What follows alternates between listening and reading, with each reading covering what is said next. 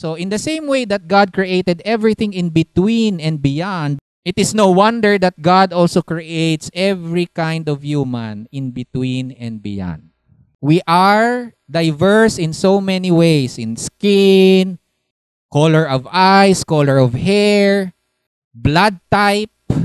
Why is it any different to think that even sexuality and gender can also be diverse? If God incarnated and became flesh in the person of Jesus Christ, if some Christians, kasi hindi naman lahat, if some Christians believe that God can transubstantiate ordinary bread into the same flesh of Christ, then there is no reason not to believe also that God has always been transubstantiating and incarnating transgender people since the dawn of humanity.